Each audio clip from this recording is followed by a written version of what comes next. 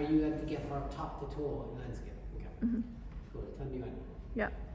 Hi guys, Johnny and Valentina here, and we're going through some stabilisation work. It's a great exercise if you've got low back pain.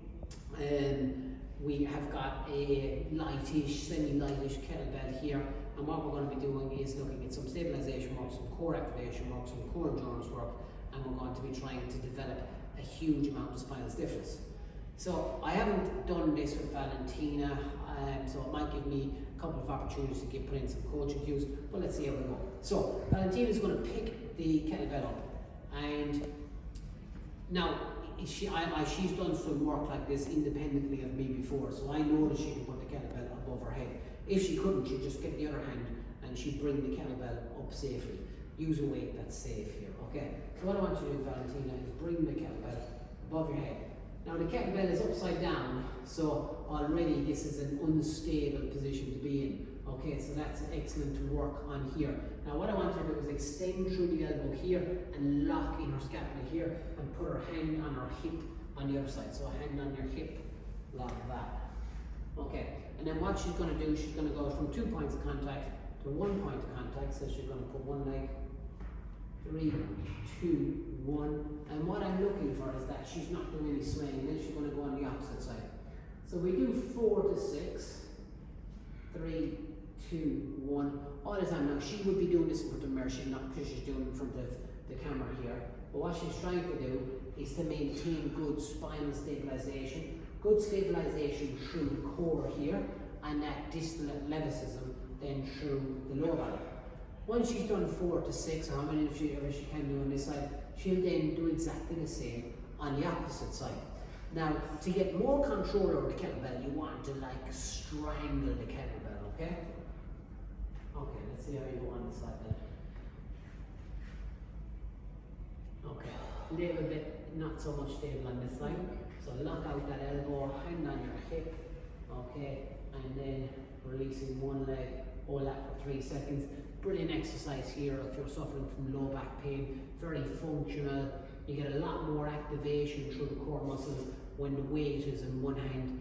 If you're having problems and you've got shoulder issues and you can't get your hand above your head, drop the kettlebell down to your side, okay? You would pick up a heavier kettlebell, okay?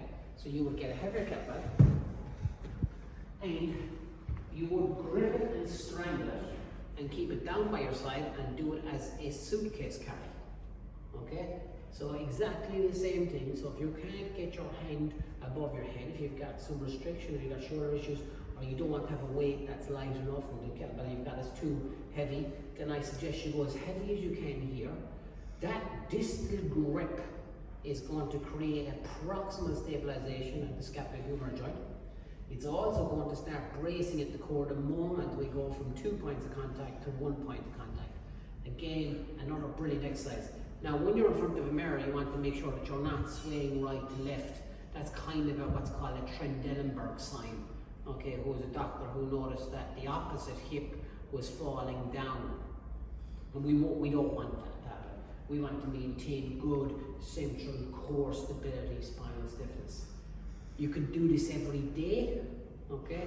And again, it's all about getting that biofeedback, so doing it in front of a mirror is a good idea.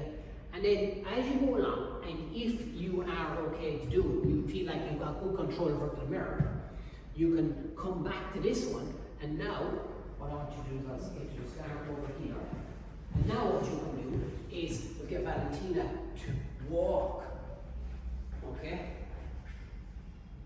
So walk up to about the kettlebell, come back, and then come down. Now we've got some locomotion. So now she's doing exactly what she was doing. So she was doing her single leg stances. So, and then she can turn around. You can keep it up if you want. You can bring it down and use the other hand if you want. Okay.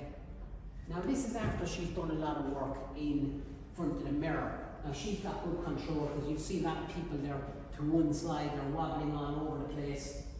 And now she's bringing in this very functional movement as well.